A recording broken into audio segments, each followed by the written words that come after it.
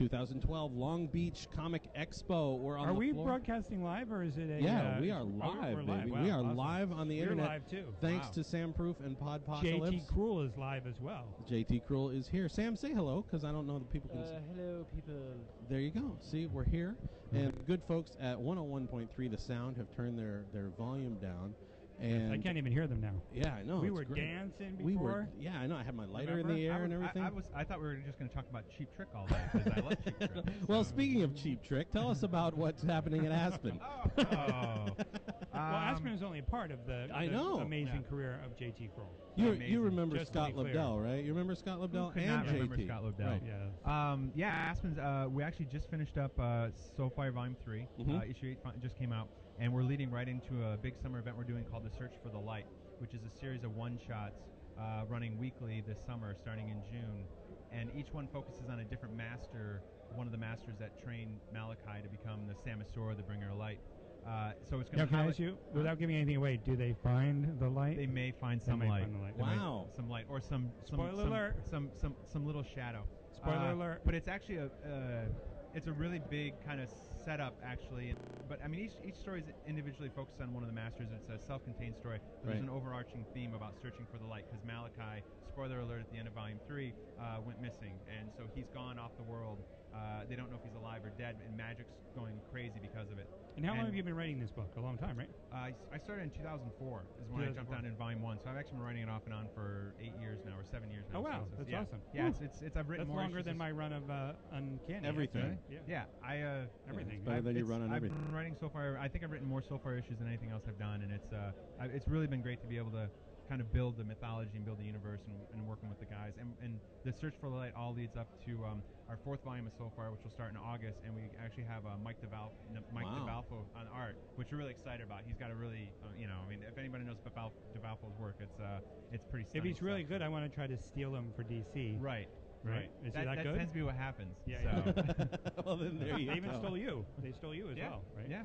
But it's with writers, you can kind of keep two people happy. So DC and Aspen, they have a really good relationship. It's been really great being able to work with both companies. But I mean, Aspen's the reason I really have a job in this industry, because they really gave me my start pretty much and took a chance on me.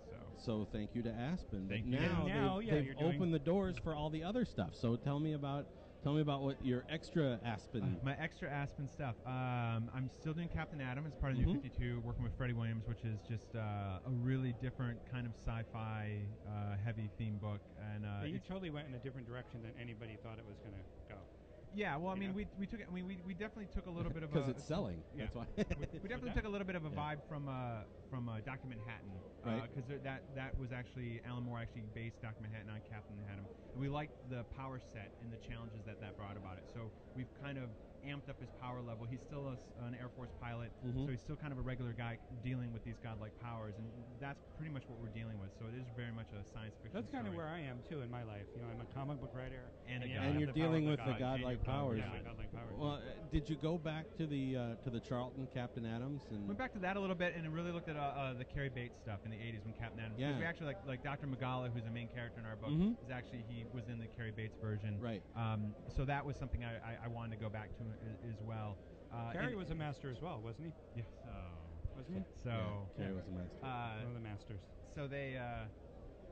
In theory, the first arc we did, because we have in the Cary Bates one, they had Major Force, who was a character that had essentially the same powers as Captain Atom. Right. So we didn't want to do that exactly, because we didn't want two characters with so much power.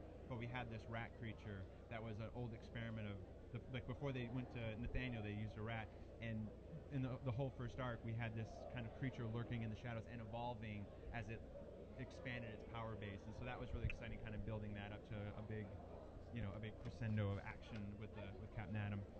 So we're still doing that. Crescendo? Crescendo. Isn't it crescendo? Crescendo, right? Crescendo. It's like schedule. Right. It's my list. One of those words like schedule. Yeah. Are you British? Yes, I am British. Yeah, and superpowered. And superpowered Brit. Yeah. Now you're also doing what I envy. You're doing GI Combat with the War the Time Forgot. Yay, GI Combat! Yay! Yes. Now, are you going to be spinning off some of the dinosaurs? They talk, right? Do they talk in this? No, they don't. They don't talk? No talking dinosaurs. Oh, what am I thinking? Yeah. Oh, it'd be awesome if they did. That's the Land Before Time. Oh, the Land Before. That's You should do got the like 9 of those. That's the Land Before Time. You should do the War war that land of time The forgot. war in the land before time. Yeah, and after you get rid of all the soldiers in your book, then just have the dinosaurs down there like, yay, we won, and then all of a sudden the other guys poke up over the thing. I guess we can do a thing. There was a comic book in the 80s where like the dinosaurs were cops and they had like machine guns and they Dinos for hire. Dinosaurs for hire, right? Yeah. There we go. So Tom maybe, Mason. maybe we'll go that And they route. drive Cadillacs. We have Cadillacs and dinosaurs, right? Maybe we'll go that route eventually, but right now. And then the it's Kirby a little Devil more. dinosaur, and Right. yeah, you just combine every dinosaur character. Steal it all. Yeah, You know? I think that's great, and call it an homage. Right, right. And the other thing I'm doing that's the book's a lot of fun working with Ariel Olivetti. But the other one that is just coming out now is I'm doing Superman Beyond with Howard Porter. Which Wow. is just it's one of the Beyond initiatives where it's released digitally first in 10-page chapters, and then they put it in a collected volume called Batman Beyond Unlimited. And the first part of the Superman Beyond just appeared in number 3 of that And it's last 10 month. pages every month, every 2 months. I think it's 10 pages. I want to say it's every other week. I'm not You sure. should know you're on deadline. I'm not. No, I'm ahead because I turn my stuff on time. So that's kind of one of my things. It's like the Larry Hama of comics.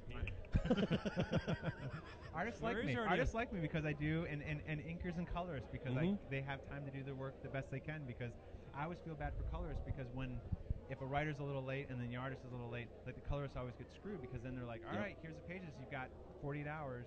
Work your like, magic. And then a book comes out and they're like, people are like, oh, the art was great, but the colors were a little muddled. And the colorist is grumbling. He's like, I had like 15 minutes to get this book colored. I didn't have to do it with my iPhone from the plane. Then maybe I'd put a little time into it.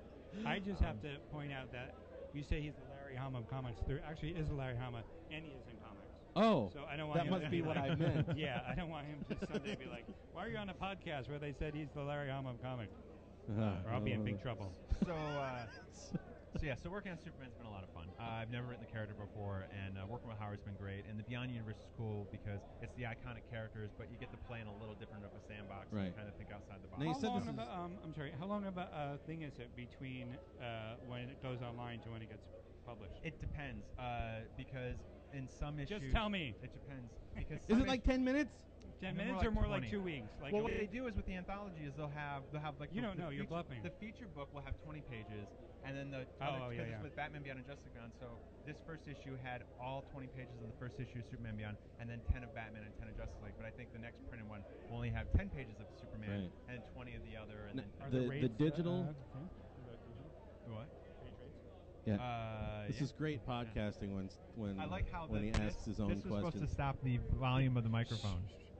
Well, if that worked, I'd be like this the entire time.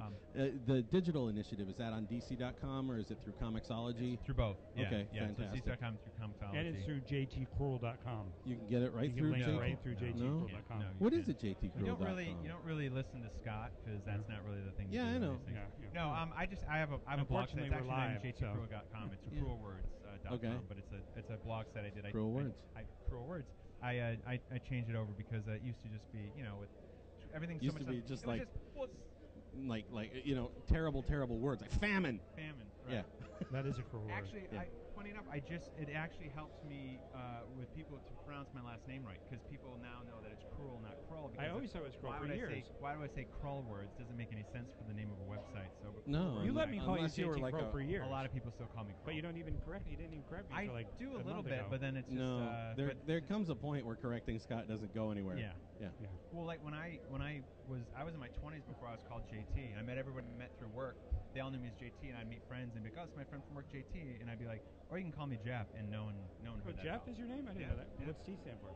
Thomas, my middle name. Scott Actually, the T stands for Jeff. I came this close to being ST Lobedell. Really? Yeah, JT, ST. We would have started. Wow. ST doesn't really roll off the tongue. It's straight, like Saint Lobedell. Saint Lobedell. See, when I hear ST, I think there's a D coming after the end. Well, that says a lot about you. Yeah, it really does. So it's time for me to take my medicine. JT Krull's at krullwords.com. You can check out his books through Aspen and DC Comics. And Scott Lobedell will probably be here making my life difficult for the rest of the day. Yeah. Thank you again to Podpocalypse, the folks at Long Beach Comic Con, and all that great stuff. I'm going to go get a Coke.